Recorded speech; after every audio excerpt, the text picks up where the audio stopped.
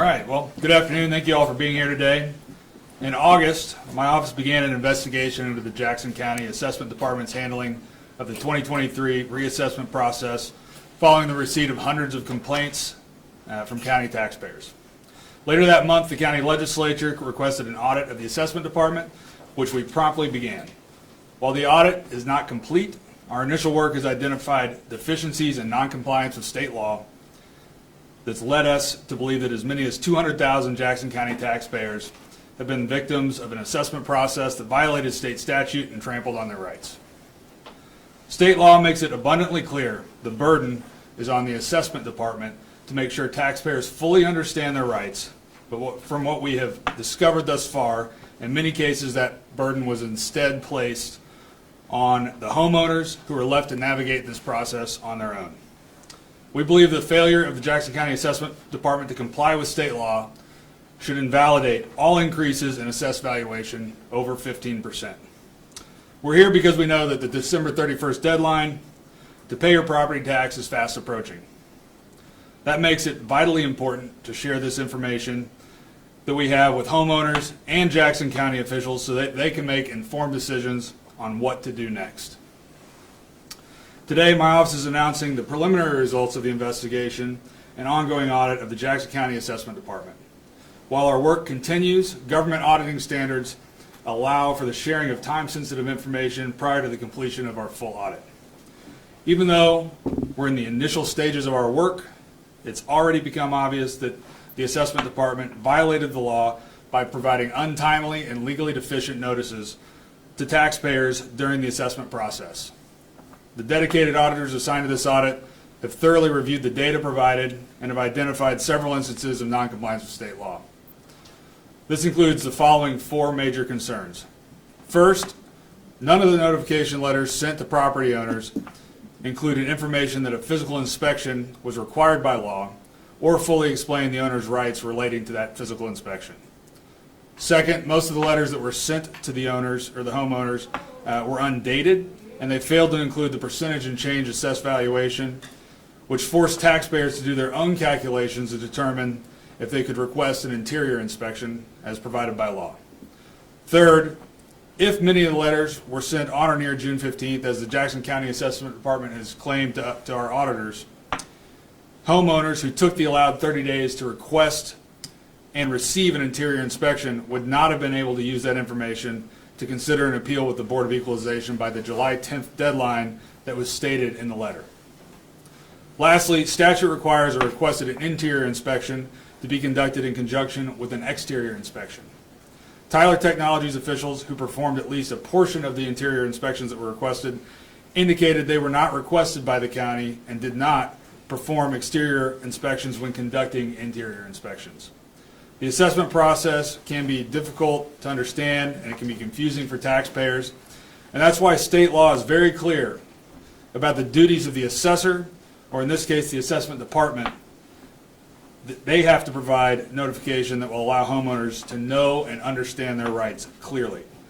Sadly, in this case, the assessment department abdicated its responsibility to the people of Jackson County, and in many cases left them to navigate a bureaucratic maze on their own without any information they needed to do it successfully. I know Jackson County residents are outraged about what happened, but they also are unsure about what to do now. The results we're unveiling today are not a silver bullet for the people of Jackson County, but they do provide evidence that the assessment department failed to meet its statutory obligation to properly notify taxpayers of their rights during the reassessment process.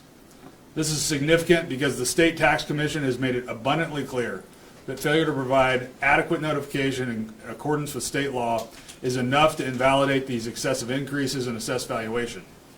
It's important to note that the State Tax Commission has reviewed the findings of fact that we presented today to the county officials, and they have agreed with our summary of the serious problems with the Jackson County's 2023 assessment described in our initial report. I urge Jackson County officials to take these concerns seriously and explore all possible remedies for the thousands of innocent homeowners who have been wronged by what we believe is an inadequate and invalid process. Some of the options that they could pursue include limiting 2023 assessed valuation increases to 15%, using the prior year's assessed valuations, or allowing additional appeals and/or protests to take place. Regardless of the remedy they choose, it's imperative that they do so quickly and they properly notify the people of Jackson County and allow adequate time for the taxpayers to pursue it. Lastly, let me say to Jackson County residents who saw their home values increase by more than 15%, that if I were in your shoes and I felt that my assessment was unfair, I would pay my taxes under protest and then plan to pursue the remedies available to me by law.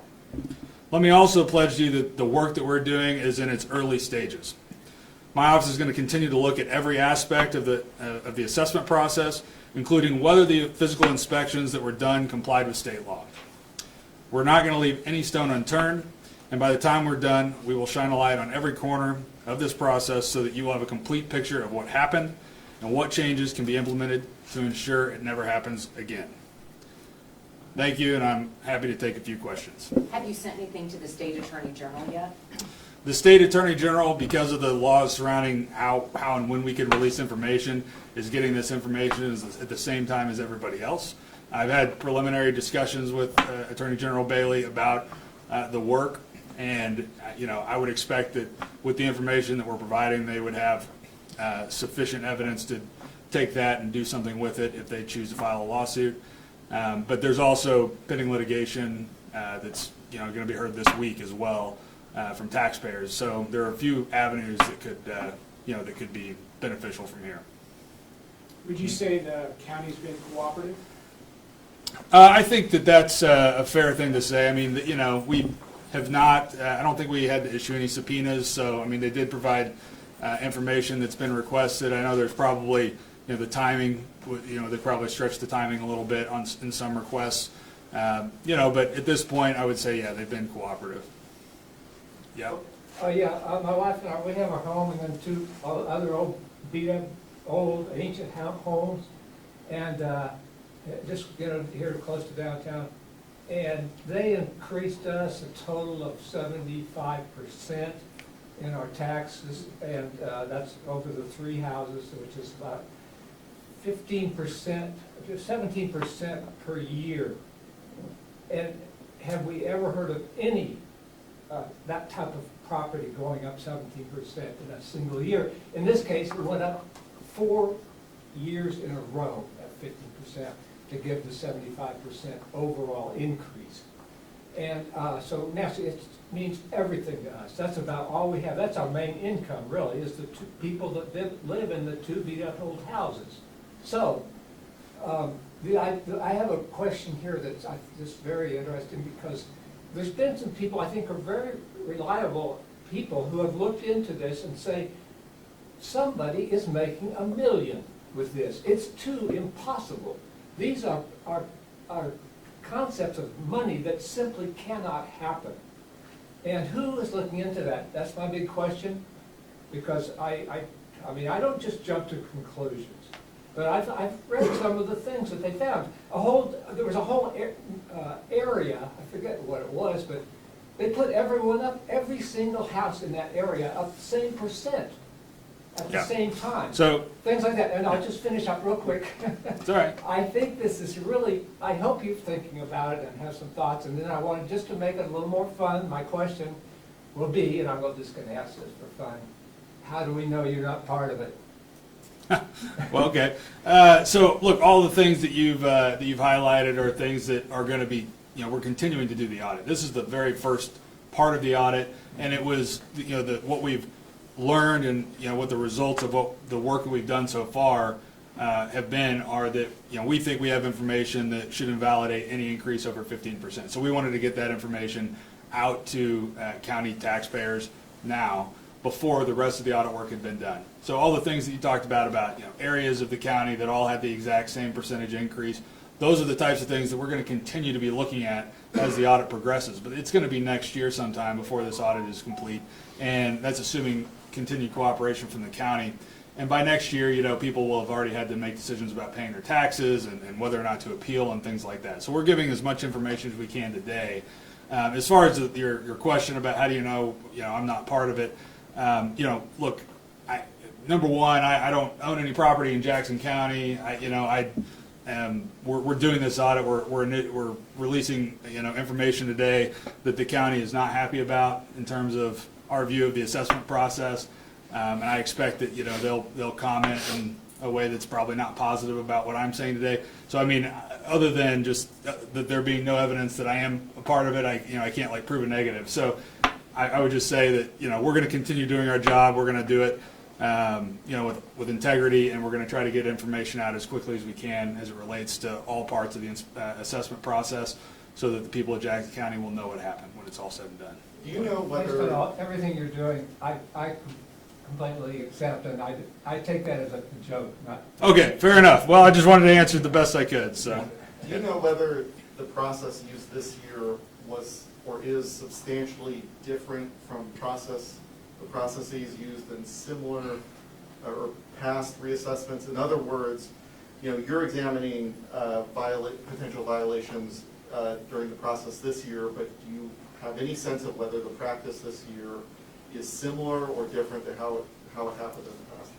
so there's a 2021 audit report that did have a finding about, and this was under previous auditor Nicole Galloway.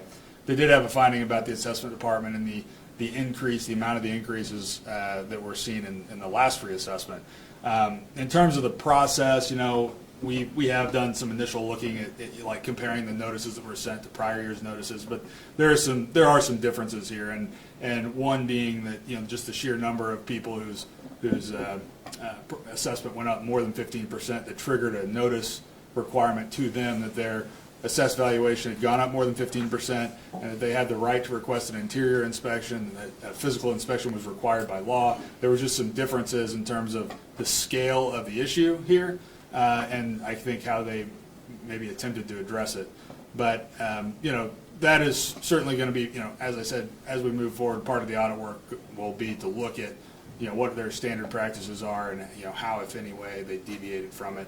And then just to follow up on that, do you have a sense yet of what the root cause is? Is this a problem of procedure? Is this a problem of competence? Is it a problem of malice? Do you have a sense of kind of how this happened? Well, I mean, it certainly was the case that the procedures don't seem to have been designed to handle a reassessment where hundreds of thousands of people had their values increased by more than 15%, triggering the requirement for this physical inspection, right? So that is something that makes it a pretty large task, right, to do the reassessment in a legal way. So I mean, I would say that was a part of it. And then frankly, I mean, the notices that were sent out were in our conclusion, they were legally deficient. So I mean, to the extent that that's a competency issue, you would think you'd want to make sure that the notices that are being sent out do hit the requirements of the state statute, and that the people who are receiving them are properly notified of what the statute says and what their rights are. And for whatever reason, they chose to use language on these notices that really did not meet that bar. Would you advise people to still pay their taxes by the December 31st deadline? As I said in my remarks, I would, if I were in the shoes of a Jackson County taxpayer who had received an increase that I thought was unfair, I would pay under protest and plan to pursue the remedies available to me depending on my specific circumstances. And this is a pretty unique situation, as there were several. There's a unique situation, as there are people who have already appealed and have resolved their appeals, right? There are people who maybe didn't get the notice in time to even to actually get an inspection and try to appeal. So depending on what your circumstances were, depending on what your circumstances were, would kind of have to inform how you proceed from here. But that's, there's not a uniform answer for every taxpayer, because everybody's in a little bit different situation, or at least there's groups of people in different situations. Obviously, you're auditing Jackson County. Yeah. But you're making a point about physical inspections and what needs to be done if you increase the value above 15%. What you have determined here, does this apply to other counties? I mean, Jackson County is not the only county. It was originally, I believe, the statute prior to 2020 was specific to St. Louis County, and then it was changed in 2020 to take out the limitation of St. Louis County, and so now I believe it's statewide, isn't it? Yeah, so it's a statewide requirement. You know, Jackson County being as large as it is a bigger tax. When you have, you know, hundreds of thousands or 200,000 homeowners whose property value went up more than 15% in the reassessment. So, you know, that's 200,000 physical inspections that were not mere drive-bys that had to have taken place for that to have been done lawfully. And so, you know, I know that that's been, you know, the focus of the inspections, right, have been a focus of the reporting on this issue, and I think that the journalists that have been covering this have been doing a great job on that. But the audit work and the standards that we have to meet to conclude that it was in fact just drive-bys that took place, you know, we still have a lot of work to do to be able to say that from an auditing perspective with, you know, well, meeting all the standards that apply to audits. So. Quick follow-up on that, the GPS data, have you requested it and have you received it? You know, I'm not sure what you know, where we are in the request for information. I know we've requested various things, you know, on the relating to the inspections, but in terms of what we've received back at this point, you know, I've been really hyper-focused on trying to make sure that this issue was ready to be released, and the auditors, the audit staff that are working on the audit day-to-day have been making requests and meeting with the county and you know, getting information from them. So I'm not 100% up to speed on what the latest data that we've received is, but I do know this very well and know that the inspections, or sorry, the notifications, if they were provided at all to people, were not legal, they weren't timely, and people on that alone, based on state tax commission precedent, should not have to pay on more than a 15% increase in value. There's a lot of people who've already paid their property taxes. Maybe they didn't file another protest. Is there any recourse for them? You know, that's a good question, and we're like, you know, we're in a very unique set of circumstances here where, you know, new information is coming to light maybe after some people have paid their taxes, and so the answer to the question is I don't know. I think that what would need to happen, or if I were in their shoes, I would probably look to the tax commission on you know, trying to file an appeal, because I do believe if they weren't properly noticed, that they may have a case there that the tax commission could decide whether or not they were going to allow it to proceed. You know, I think people who didn't get notice have until December 31st to file an appeal directly with the tax commission. So, you know, I can't give legal advice to those people, but, you know, I would, if you felt like your assessment was unfair and you've already paid your taxes, I would certainly, you know, be looking into what my options were, and that would probably lead me towards talking to the tax commission. Am I hearing you say that there are people who just may be out of luck, right? We're so late in the process that if you've already made a deal with the BOE, or you've already paid your taxes, and maybe you're just out of luck. It's certainly possible, but I think that if you did that without being informed of your rights under the law, you know, that you should at least, if you're in a position where you don't feel like you were treated fairly and you know, took a deal under duress with the BOE, you know, I would probably look towards the tax commission to see if there were any remedies available going that direction. You mentioned that your suggestion is to Jackson County to have maybe a flat 15% across the board. Have you had any conversations with legislators or leaders in Jackson County about that? Well, the letter that you all just received was received by the relevant parties, the Jackson County Legislature, the county executive, and the county assessor have all received that letter. We provided an initial draft to those parties through the assessment department, the executive, and then the chairman of the county legislature about a week ago, and then the final draft was issued today. So we're talking to you. They received it. They would have received it at 11 o'clock this morning, the final draft, but they were aware of its contents, last week. So so they'll. We'll be happy to, now that that is public, we'll be happy to continue that dialogue with the county. And we are going to be continuing the audit work. So, that's, we provided a roadmap, or I guess not a roadmap, but a list of things for them to consider in the letter. And it's going to be up to them to determine what they're going to do, and failing them taking action, it could be an issue with the Attorney General or the courts that are already hearing cases from taxpayers. In your opinion, should the Jackson County assessor be an elected position? Well, generally I'm in favor of yeah, I mean, I would be in favor of the assessor being an elected position. You know, it may be the case that this is the only assessor in the state that isn't elected.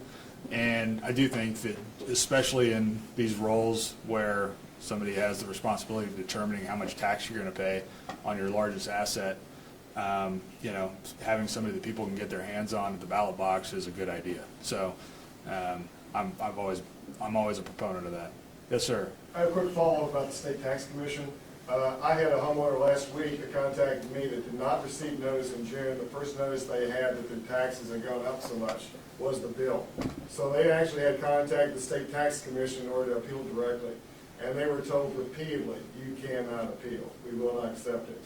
So is there any way that you can convince the State Tax Commission to actually take those cases, which are maybe as many as 20 or 30,000 people in Jackson County that didn't receive a notice? And literally, the first indication they've had of how big their bills are going to be is when they get the bill. And right here, even last week, the State Tax Commission refused to take those hearings. Well, it's good information to have, and we've had an open line of communication with the Tax Commission in the last couple of weeks relating to this work, because we wanted their eyeballs on the work that we've done before it was released publicly as well. And, you know, I would say that, you know, if somebody feels like they were improperly denied, you know, an appeal to the Tax Commission that they were entitled to by law, you know, that they should try to escalate that within the Tax Commission, and failing to do that, contact us. But I mean, you know, we want to see everybody who is entitled to an appeal receive that opportunity. So, you know, we'll do our best to help facilitate that if it's not happening. What do you plan to focus on next in the audit? I know you're looking at everything, but what's another big focus? Well, I think that a huge focus, I mean, we would have liked to have been at a point before the end of the year to talk more about the inspections. But it just, the audit work takes time, and getting that data takes time. And, you know, so frankly, we just weren't in a position, we knew we weren't going to be in a position by the end of the year to speak, you know, with finality on the inspection issue. And so, you know, that is a high priority.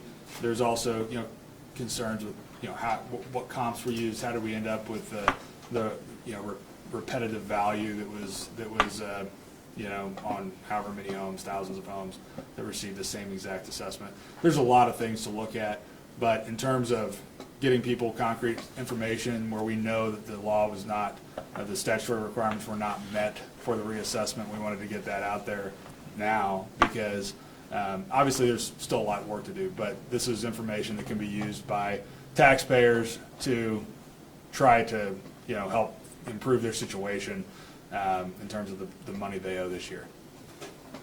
You said this already, and I missed it, I apologize, but do you know what the value of the, if the valuation increases above 15% for invalidated, the amount of tax revenue that represents that would be lost? No, I mean, this is very complicated, because, you know, each individual political subdivision that levies a property tax, you know, has to calculate a rate that we certify, that we're involved in that as well. And that, you know, that rate is based on the total assessed valuation, and there's Hancock limitations in play where they can only increase by CPI.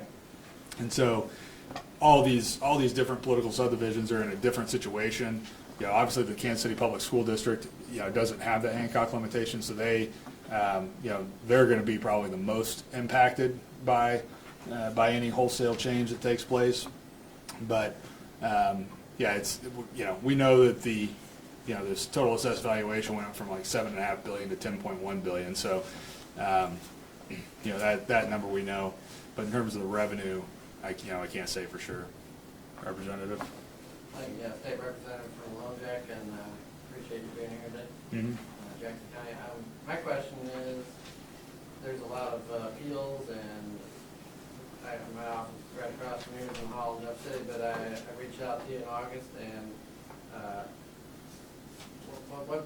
what is the standard number of appeals if nobody reaches out to the auditor, or if the auditor's office is in the future not interested in doing an investigation?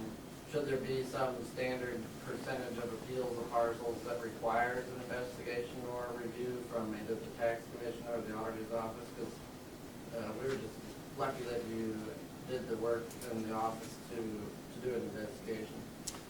Yeah, it's a kind of a question that has legislative connotations to it, and one that we could, discuss with you. I mean, we're certainly open to, and as you know, in the case of Jackson County, we could do an investigation, but that's not as thorough of a process that would allow us to have probably gotten to where we've gotten without the audit that was requested by the legislature. And, frankly, that's, kind of a bigger issue in that if the legislature wouldn't have seen the issue here and invited us to do this audit, we don't have statutory authority to even do it on our own. So, The Jackson County legislature? yeah, the Jackson County legislature. So I mean, it would probably be good for us to be in a position to, if you didn't have a legislature that was willing to, make that request, to allow the auditor, whoever it may be, to go in and on their own to do an audit in a situation like this. But, I haven't spent time contemplating that, but I'm sure that if we sat down and talked about it, we could come up with some policy objective that would make sense, so. You keep telling folks to file under protest. Is there a specific step they need to do to make sure that they pay them under protest? Maybe that's a Jackson County question, but is there something, how do you do it, basically? Yeah, I've never done it, so it's, I'd have to get back to you on that, but I'm sure there, hopefully it's not that hard to do. I would assume that when you go to pay your taxes, you just say, I want to pay under protest, and they would tell you how to do that. But, yeah, that would be the remedy that, like I said, I'm not an attorney and we're not here to give legal advice, but that would be, as a taxpayer, the step that I would take if I were in those shoes. Any chance we'll be here this time next year talking about this audit, or is it going to wrap up before then? Well, I hope it's over before then, but the timeline on these is definitely contingent on the cooperation from the county, so presuming they continue to cooperate is one aspect there, and really just how much work the audit entails, because a lot of the time you get into something like this that's very complicated and has a lot of moving parts, and you continue to find things that require you to do more work. So I would hope that we'll be we won't be back here next Christmas talking about this, but hopefully at some point before that we will have an opportunity to talk again about it. Anything else? All right, we can catch up with you if you want to just talk offline here, or do you want them to hear what you're asking? I have questions. Oh, how many? One. Okay, we can do one more. Go ahead. In our case, where it's quite a bit of money involved, and my tendency would be to just pay the same that we paid the last time, and then hold on to see if we win or lose on the whole thing. Yeah, that's something I had considered, but frankly, I'm not aware of the implications of not, of like paying under protest and not paying the full amount if that messes with your rights in terms of the appeal. And so I would have to prevent myself from counseling you to do that, although that may be a perfectly acceptable way to do it. If it may turn out that that's the case, that it's okay. But, I would do everything I could to pay the taxes that were assessed and then try to get them back, just to avoid any risk of having invalidated my right in the appeals process. I understand that's not an ideal situation, but, and I'm not sitting here telling you that if you do what you're thinking about doing, that I know for sure that it's going to cause you problems, but I can't say for sure that it won't. So that's, I think also, I think someone needs to say this, and I'm just very, very appreciative of you and your outfit where you work.